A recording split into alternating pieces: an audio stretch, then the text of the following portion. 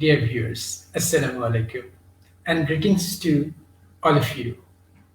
Hope you are doing great. I would like to thank you for clicking on my YouTube channel. Please subscribe my channel and extend your cooperation. I will make new and newer videos depending on your support and cooperation. Today, I'm gonna show you 12 wrong sentences that we often encounter. Some of you might have used or still using. But after watching this video, I'm sure you are going to get yourself updated. 12টি খুবই common, খুবই সাধারণ বাক্য আমরা প্রায় শুনে থাকবো। আমাদের আশেপাশে কেউ না কেউ ব্যবহার করছে ভুলভাবে। আপনি যদি মোটামুটি লেভেলের একজন ইংলিশ ইউজার হয়ে থাকেন, তাহলে এই ভুলগুলো শুনলে আপনার কানে লাগবে, বিরক্ত হবেন। আর আপনি যদি বিগিনার্স হয়ে থাকেন এবং স্টিল বেসিক ইংলিশগুলো প্র্যাকটিস করছেন, তাহলে হয়তো আপনিও এই ভুলগুলো করছেন সামটাইমস। কারণ এই ভুলগুলো তো আমরা অন্য কারো না কারো কাছ থেকে শিখেছি, তিনি হয়তো এই ভুলগুলো করেছেন। আর এভাবেই ভুল ইংলিশগুলো বা ভুল যে কোনো কিছু আমাদের সমাজে প্রচলিত হয়, যখন একজন আরেকজনের কাছ থেকে ভুলভাবে জিনিসগুলো শিখতে থাকে বা পেতে থাকে। যাই হোক, আমরা আমাদের সেন্টেন্সগুলোকে দেখে নেই এবং শিখে নেই।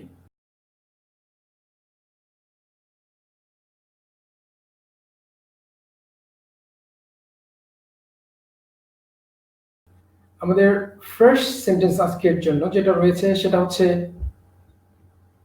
I am agree with you. I am agree with you. এটা কেমন সেন্টেন্স, বাট এটা আপনি সচরাচর শুনে থাকবেন I am agree with you, but actually not. The correct sentence is I agree with you. I am agree with you হয় না, হয় I agree with you. Agree টা মূল ভার্ব, am is আর বসলে তো মূল ভার্বের সাথে ing যোগ করতে হয়, আছে এখানে নাই। So I agree with you is the correct sentence. I come from Khulna. এটা একটা প্রশ্ন উত্তরের প্রেক্ষিতে আমি এটা দিয়েছি।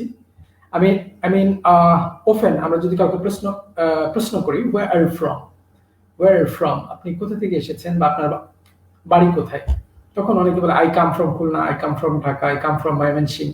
Okay, but actually don't say I come from Khulna. এই বাক্যটা গ্রামাটিক্যালি ঠিক আছে, বাট যেটা আপনার এক্সপ্রেশন, মানে যেটার জন্য যেটা লাগে সেটাই তো ইউজ করতে হবে, তাই না? আপনাকে প্রশ্ন করেছে where are you from, are you from, তাহলে আপনাকে বলতে হবে I am from, I'm from, তাহলে আপনি বলবেন I'm from Khulna, I'm from Rajshahi, I'm from Rangpur, I'm from Dhaka, wherever you are from, right? Okay, তারপরে যে নেক্সট যেটা দেখতে পাচ্ছি সেটা হচ্ছে I am feeling a problem. I am feeling a problem মানে আমি একটা সমস্যা বোধ করছি, সমস্যা অনুভব করছি, এরকম সেন্সে অনেকে এটা বলে ফেলেন I am feeling a problem. Actually problem feel করা যায়, বাংলাতে সমস্যা অনুভব করা যায়, কিন্তু ইংরেজিতে সচরাচর এই প্রবলেম ফিল করা বলে না, বলে ফেস করা। I face a problem, I have a trouble, I'm facing a problem. এটার সাথে কিছুটা সিমিলারিটি আনার জন্য আমি এটা লিখে দিয়েছি ফিলিং এর জায়গায় আপনারা যদি ফেসিং দেন এটা পার্শিয়ালি কারেক্ট হবে, বাট এটা ভালোভাবে বলতে হবে I have a trouble. Okay, I face a problem, but আপনি এই ফিলিং এর জায়গায় ফেসিং টা ইউজ করে বলতে পারেন I am facing a problem. Next, he is senior than me. He is senior than me, তিনি আমার থেকে বয়সে বড়, বাট এটা এভাবে আপনারা বলবেন না, কারণ এটা একটা ল্যাটিন কম্পারেটিভ, এটার সাথে অলওয়েজ সিনিয়রের সাথে টু, জুনিয়রের সাথে টু, সুপিরিয়র, ওকে, এরকম কিছু শব্দ আছে, এগুলোকে বলে ল্যাটিন কম্পারেটিভ, এগুলোর সাথে অটোমেটিক্যালি টু চলে আসে। আর এই কম্পারিজনের ক্ষেত্রে সাবজেক্টিভ ফর্ম কম্পারিজন করতে হয়। এখানে যদি সাবজেক্টিভ ফর্ম থাকে, এখানেও সাবজেক্টিভ ফর্মই রাখতে হবে। এভাবে বলতে হবে he is senior to I, he is senior to I, সে আমার থেকে বড়। ওকে, এরপরের সেন্টেন্সটা হচ্ছে I'll help you to solve the problem. I shall help you to solve the problem. ওকে, এখানে ছোট্ট একটু ভুল আছে। হেল্পের পরে যদি অ্যানাদার একটা ভার্ব আপনারা ইউজ করেন, সেখানে আপনি এই টুটা ইউজ করতে পারবেন না, কারণ হেল্পটা kind of positive verb. So এখানে এভাবে বলতে হবে I'll help you solve the problem. I'll help you solve the problem, টুটা বাদ যাবে। Okay, he is going to home. কিছু শব্দ আছে যেগুলো অ্যাডভার্বিয়াল হিসেবে কাজ করে, সেক্ষেত্রে আমরা টু ইউজ করতে পারি না। এরকম ভেরি কমন শব্দগুলো হচ্ছে I mean home, here, there, abroad. এখানে যেমন কাম টু হিয়ার কখনো বলি না, বলি come here. Go to their বলি না, বলি গো দেয়ার। এরকম অ্যাব্রোড, হোম এরকম টাইপের কাজ করছে। So he is going to home হবে না, হবে হি ইজ গোয়িং হোম। আমাদের নেক্সট সেন্টেন্স হচ্ছে what is the abbreviation of SSC? What is the abbreviation of SSC? আপনারা কি এটার ভুলটা ধরতে পেরেছেন? যদি আপনি অলরেডি ভুলটা ধরে ফেলেছেন, সেলিট, কারণ আপনি অনেক ইংরেজি নিয়ে ঘাটাঘাটি করেছেন বোঝা যাচ্ছে। বাট যারা যারা ঘাটাঘাটি কম করেছেন, ভুলের মধ্যে এই ভুলটা একদম অনেকেই বলে ফেলে। অনেকেই জিজ্ঞেস করে what is the abbreviation of SSC, what is the abbreviation of MBA, what is the abbreviation of BTB. But শুনলে হাসি পায়, হাস্যকর, কারণ অ্যাব্রিভিয়েশন এটা নিজেই তো অ্যাব্রিভিয়েশন। এসএসসি একটা অ্যাব্রিভিয়েশন, এইচএসসি একটা অ্যাব্রিভিয়েশন, এমএ একটা অ্যাব্রিভিয়েশন, বিএসসি, এগুলো অ্যাব্রিভিয়েশন, এগুলো অটোমেটিক্যালি অ্যাব্রিভিয়েশন। এগুলো কি বলে অ্যাব্রিভিয়েশন? তাহলে এটার ইলাবোরেশন জানতে হবে আপনাকে। You have to ask for elaboration.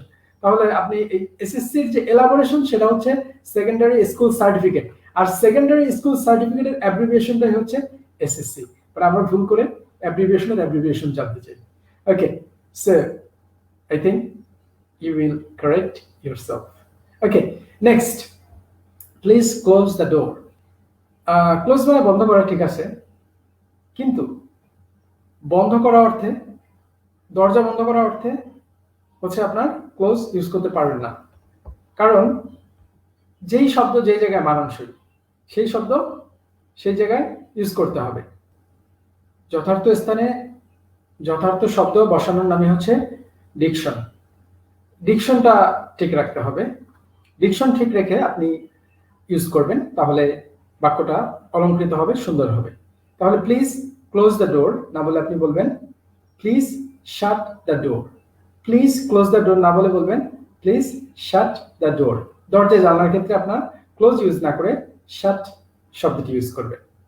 এবং ইলেকট্রনিক ডিভাইস লাইক কম্পিউটার, অন্য যে ডিভাইসগুলো আমরা চালাই, মোবাইল ফোন, সেগুলোর ক্ষেত্রে এই শাটডাউন আমরা ইউজ করে থাকি। ওকে, আমাদের পরবর্তী সেন্টেন্সটি হলো the boy is very talent. এটা অনেকে বলে ছেলেটা খুবই ট্যালেন্ট, মেয়েটা খুবই ট্যালেন্ট। ওকে, আপনি কি বলছেন?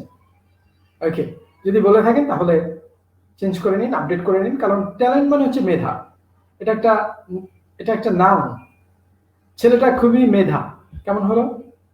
এখানে একটা অ্যাডজেক্টিভ বসাতে হবে। ছেলেটি মেধাবী, তার কোয়ালিটি বর্ণনা করতে হবে।